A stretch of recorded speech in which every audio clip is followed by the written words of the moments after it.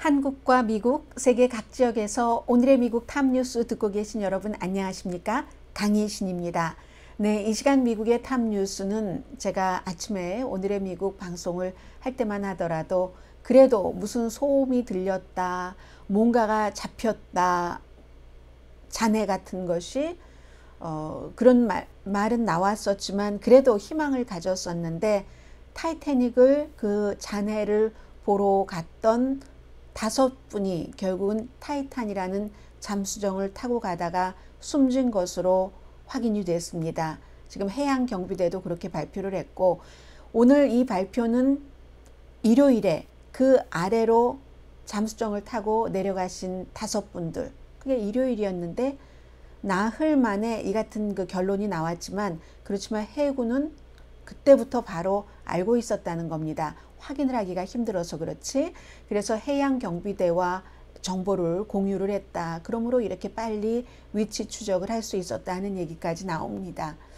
일단 제2의 타이타닉이라고 말하고 있는 내용을 전하자면 타이탄이라는 잠수정에 타고 있던 5분, 그 타이탄 꼬리를 포함해서 5개의 조각이 타이타닉 뱃머리에서 한 1600피트 떨어진 곳에서 발견됐다는 거죠. 내파라고 보통 부르고 있는데 제왕적인 폭발이라고 할 수 있는데 전문가들이 그렇게 말하고 있더군요. 수중 내파, 수중 그 파열 내지는 폭발이라는 것은 바닷물의 압력이 너무 엄청났기 때문에 그 잠수정 안에 압력을 압도해서 그 압력이 엄청나게 컸다는 겁니다. 그래서 그 잠수정을 갑작스럽게 부숴버리는 거죠. 붕괴시키는 것, 파열시켜버리는 것. 그런 일로 결국은 잠수정에 타고 있던 5분이 숨졌다는 겁니다. 시신, 수습 이런 것은 이제 지금부터 어느 정도 가능한지 자세히 밝히고 있지 않으니까요. 오션 게이트라는 워싱턴에 본사가 있는 타이탄이라는 잠수정을 만든 회사입니다. 성명 내용들이야 5분이 어떤 분이었다 이런 것들 쭉 나오고 있고요.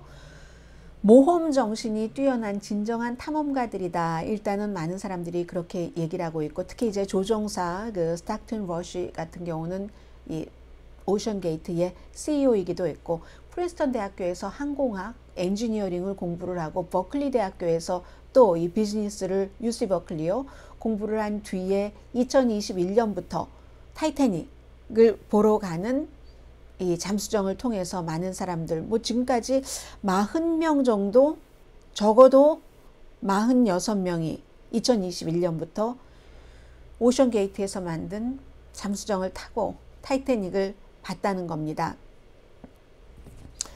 이분은 그 CEO부터 말씀드리자면요. 조종사 19살 때부터 아메리칸 에어라인에서 어떻게든 일을 하게 됐고 말 그대로 지금까지 그 타이타닉 아래로 내려갈 때 이제 조종사를 했었던 분이고요.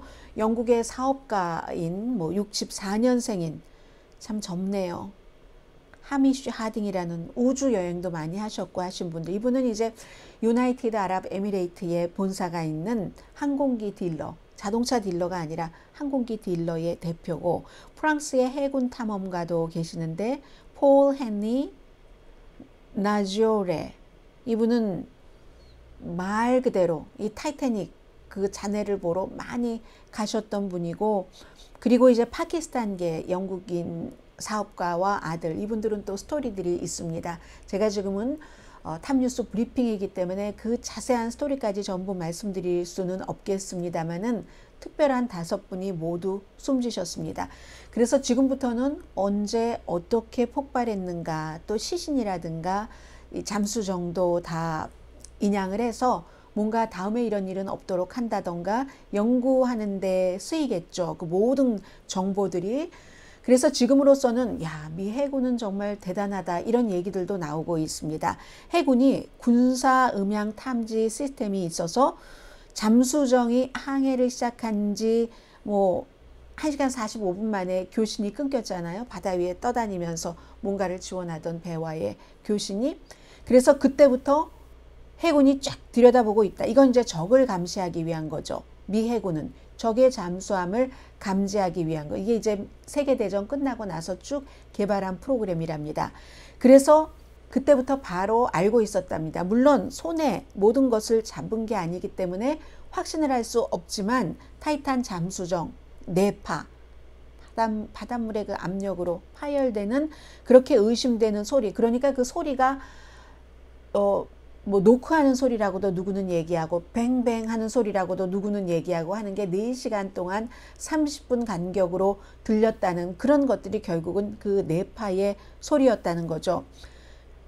그것을 바로 그 해양경비대와 해양경비대도 사령관이 있으니까 보고를 했고, 타이탄에서 나는 소리라고 확실하게 확신을 하지 못했지만 결국은 그 같은 소음의 발견이 이번에 최첨단 장비를 국제적인 구조팀이 동원을 해서 내려가서 5개의 어떤 그 조각을 발견을 하는데 수색 범위를 좁히는데 역할을 한 거죠.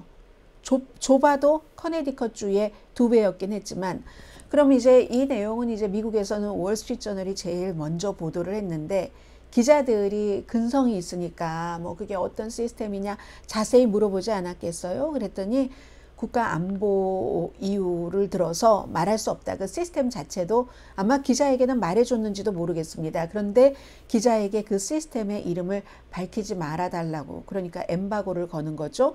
그리고 이럴 때 미국 기자들은 국가 안보인데 절대로 밝히지 않습니다. 일반적으로 적 잠수함을 탐지하는 데 사용되는 시스템이다. 이 정도 얘기를 했습니다.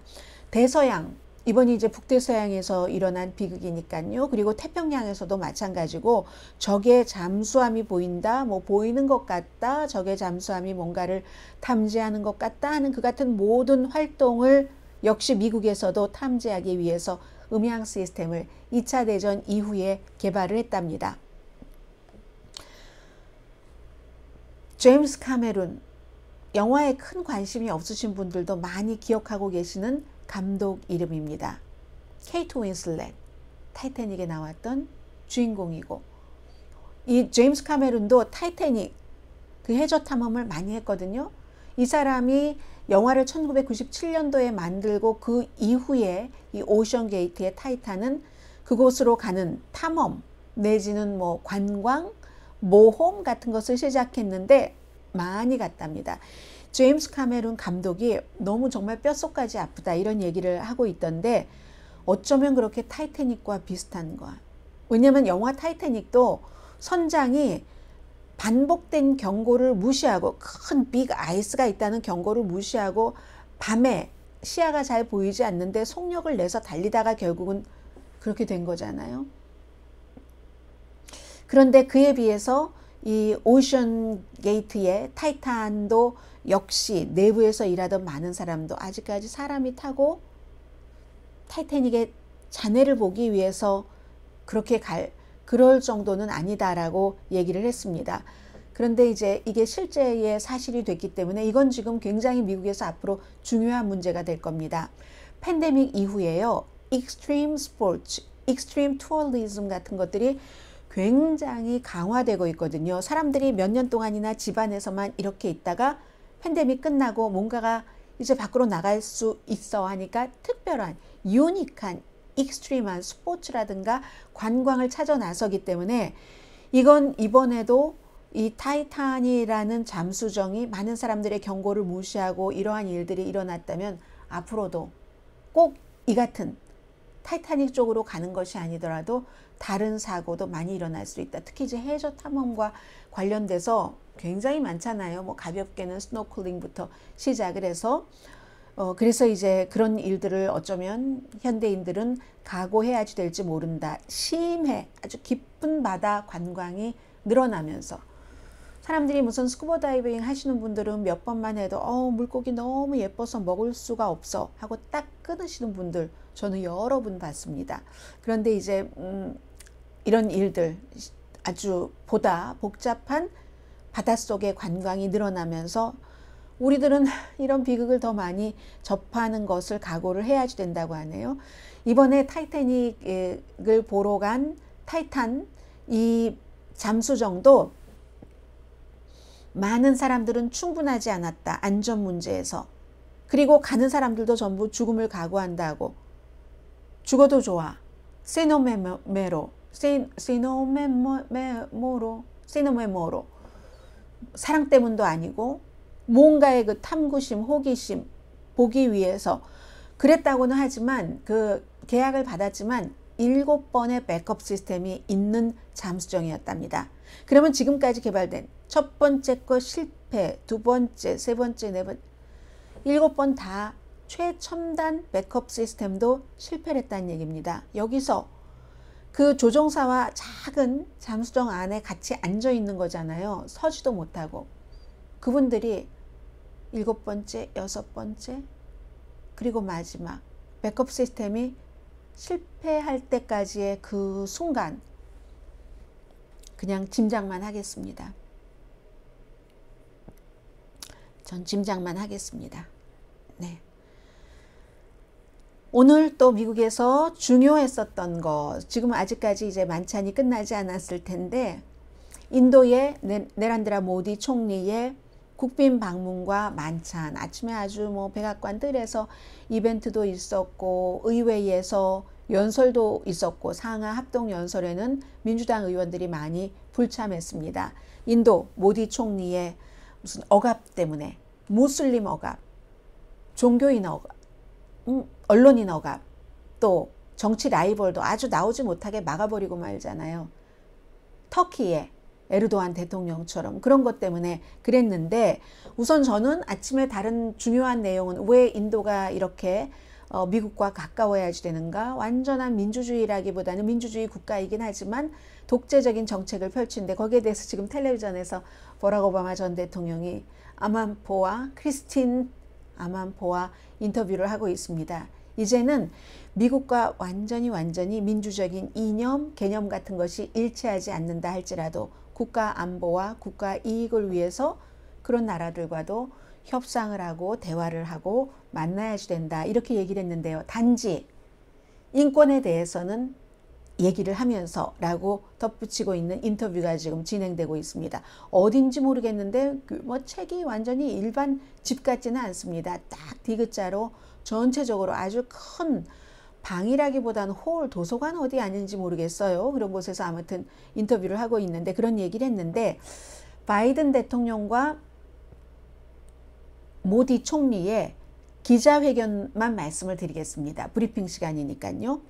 바이든 대통령이 이제 말하자면 뭐 개막 연설, 뭐 짧았지만 뭐 스테이트먼트 같은 데서 인권은 미국과 인도를 포함해서 세계 각 나라에 지금 도전이 되고 있다. 이 정도 얘기는 했습니다. 그리고 모든 나라가 근본적으로 성공하려면 인권이 보장돼야지 된다. 그건 언론 자유, 종교 자유, 관용과 다양성, 이 모든 것이 이제 모디 총리가 힌두교 민족주의자라고 무슬림을 압박하고 정말 압박하잖아요. 그런 일에 대해서 얘기를 하는 거죠. 그러면서 우리는 좀 전에 기자회견에 나오기 전에 민주주의의 가치에 대해서 아주 좋은 토론을 했습니다. 뭐 이런 얘기도 했어요.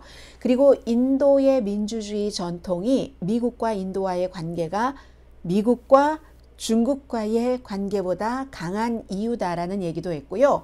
또 하나, 이제 남의 주권 같은 것을 침해할 수는 없다는 뜻을 강조하기 위해서였는지 서로 대단히 우리는 두 나라는 존중을 합니다. 두 나라 모두 민주주의 국가니까 이런 얘기를 했습니다.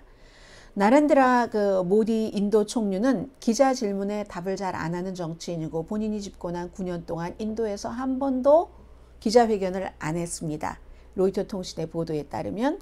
그래서 제가 며칠 전에 모디 총리가 미국에 오기 전에 월스트리트저널과 인터뷰한 것이 대단히 드문 인터뷰라고 말씀을 드렸잖아요.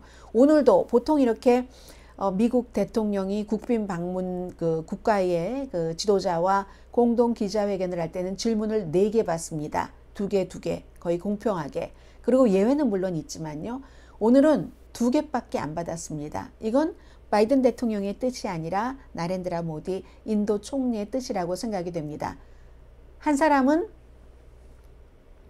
월스트리트저널 기자가 나렌드라 모디 총리에게 질문을 했습니다. 인도에 인권이 잠식되고 있다는 지적이 많지 않습니까? 이런 질문이었습니다. 그랬더니 나렌드라 모디 총리의 그 대답이 저는 굉장히 놀라웠습니다. 너무너무 천연덕스럽게, 아니 지금 인도의 민주주의 자체를 그렇게 우려하고 있다는 사실에 나는 정말 놀랐다라고 얘기를 하고요. 우리 인도는 언제나 민주주의가 증명되고 있다는, 아니 실현되고 있다는 것을 증명하고 있는데 무슨 소리냐. 모든 분야에서 카스트, 신분제도, 그리고 어떤 뭐 크리드, 그러니까 신조, 종교, 성별에 관계없이 우리처럼 차별이 들어갈 구석이 없는 나라가 없다. 저는 참 뻔뻔하다라고 생각을 했습니다. 죄송합니다. 정말 저는 그렇게 생각을 했어요. 아니 어떻게 인도의 민주주의에 대해서 컨선이라고 표현을 했는데 그 우려한다? 뭔가 생각하고 있다는 거잖아요. 질문까지 받고. 그게 이해가 안 간다는 뜻으로 얘기를 했거든요. 그러면서 다시 강조를 했습니다. 인도의 민주적 가치에는 그 카스트, 신조, 나이, 지역, 어느 차별도 없다. 지금 세계에서 가장 차별이 많다고 세계의 균형이 잡힌 그런 그 기구 같은 데서 발표하고 있는 것과 전혀 반대의 얘기를 합니다. 뭐 예를 들어 프리덤 하우스 같은 데서도 인도를 뭐 자유가 있는 국가에서 부분적인 자유국가로 내렸잖아요. 모디 총리가 집권을 한 다음에 특히 이제 무슬림 박해가 너무 심각하기 때문에. 아무튼 그럼에도 불구하고 러시아와 가깝고 미국의 뜻과는 반대로 인권을 유린하는 인도 총리가 바이든 대통령이 되고 나서 국빈으로 초대한 세 번째 사람이 됐습니다. 그 이전에는 윤석열 대한민국 대통령, 또 그 이전 첫 번째는 이마누엘 마크롱 프랑스 대통령이었습니다. 그리고 인도와 미국과의 이렇게 될 수밖에 없는 관계에 대해서는 제가 아침 뉴스에 잘 전했으니까 참고하시기 바랍니다. 자꾸 제가 이 말씀을 전해드리면서도 오늘의 미국 아침에 방송할 때 어떤 생각을 했냐면요. 방송을 끝내고 나서 이제 확인이 되지 않았을 때 사망과 뭐 여러 가지가, 그러니까 미스테리어스 하더라도 미스테리어스한 미러클이 일어났으면 좋겠다라고 생각을 했는데 그건 이제 완전히 끝난 일이고요. 그리고 인도 총리와 바이든 대통령의 공식 그 기자회견에서 하나의 미국 대통령, 바이든 대통령에 관한 질문은 역시 인도 총리와의 문제가 아니라 시진핑 중국 국가주석을 바이든 대통령이 그제 캘리포니아주에 와서 독재자라고 표현한 것이었습니다. 기자가 그렇게 하루 전에는 물론 미국의 국무장관이 뭐 중국에 가서 여러 사람들 시진핑 주석을 포함해서 만나고 뭔가 긴장을 완화하자는 데 의견을 통일했지만 독재자라고 표현한 것 때문에 이 관계가 조금 곤란해지지 않겠습니까? 라고 물어보니까 no 라고 답했습니다. 그게 시진핑 독재자로서는 내가 그 중국의 스파이 풍선을 터트려 버린 것, 이것을 굉장히 당혹스럽게 생각하고 화났을 거야. 왜냐하면 독재자들이 무슨 일이 일어나고 있는지 몰랐다는 건 무척 화나는 일이니까 라고 얘기를 했잖아요. 그 질문에 대해서 바이든 대통령은 그럴 리 없다라고 얘기를 하고 인도를 포함해서 세계 동맹국과 파트너에게 말을 할 때 생각하고 있는 것 피할 수도 있지만 내가 선택한 아이디어나 말, 그것을 그대로 말을 했다고 해서 지금 미국과 중국의 관계가 그 하나의 단어 때문에 망가진다고 생각하지 않는다. 곧 시진핑 주석과 만난다. 이런 뉘앙스로 얘기를 했습니다. 오늘 마지막으로 전해드릴까요? 이 시간 지금 전체적으로 전부 인도 총리의 방문 결산, 그리고 이 타이탄에 타고 계셨던 모든 분들이 숨진 이 내용이 전부 뉴스를 말 그대로 잠식입니다. 그런데 하나의 뉴스가 나온 게 캘리포니아주는 지난해 소수가 다수가 됐습니다. 히스패닉계가 백인보다 더 많았습니다. 그리고 인구가 3천만 명이 넘는 주에서 이번에는 텍사스주가 캘리포니아주에 이어서 두 번째로 히스패닉계가 다수가 됐습니다. 백인을 누르고 처음으로 19세기 중반 이후에 처음이랍니다. 처음에는 그것이 다 멕시코의 땅이고 캘리포니아도 다 마찬가지였으니까요. 그래서 40.2%가 텍사스주의 인구 히스패닉계, 39.8%가 이제 비히스패닉계. 무슨 뭐 이렇게 저렇게 따진다 그렇게 되는 건데, 지난 10년 동안 히스패닉계가 아닌 백인 인구는 텍사스주에서 4.7%가 늘어났는데 히스패닉계는 27.5%가 늘어났어요. 그래서 제가 이 말씀을 왜 드리냐 하면은 캘리포니아주에서도 마찬가지입니다. 어떤 지역에서 백인이 다수였어요. 미국이 원래 백인이 다수인 나라니까. 백인이 다수였다가 뭐 조금씩 다른 나라 인종이 와서 부지런하게 일하고 아시안들도 뭐 그럴 때는 그래 뭐 어차피 우리보다 대우도 덜 받고 돈도 덜 받는데 별로 말썽도 부리지 않고 복종적이고 순종적이고 that's okay 하다가 어느 순간 숫자가 많아지기 시작하면 그 다음에는 겁을 먹게 되는 겁니다. 심정적으로 언젠가 우리를 수적으로 누를 거야 하면서 정책이 굉장히 거칠어지죠. 소수 인종에 대해서. 그게 지금 미국의 각 보수의 그 주에서 하고 있는 모든 사회 정치 전반에 걸친 겁니다. 텍사스주 어느 주보다도 지금 히스패닉계가 굉장히 많아지는 거고요. 그러나 또 이 단계를 거치면 캘리포니아주처럼, 캘리포니아주도 90년대 중반부터 히스패닉계가 엄청 늘어났거든요. 그래서 텍사스주도 이 단계가 넘어가면 이제 어쩔 수 없이 항복, 숫자에 항복하는 겁니다. 캘리포니아주도요. 서류 미비자가 됐건 영주권자가 됐건 시민권자가 됐건 히스패닉계 없으면 돌아가지가 않습니다. 그래서 정책이 친히스패닉계로 갈 수밖에 없는 겁니다. 자, 이런 변화를 말씀드리고요. 한 가지 말씀드릴까요? 히스패닉계와 라틴계를 혼돈하시는 분들이 굉장히 많으신데요.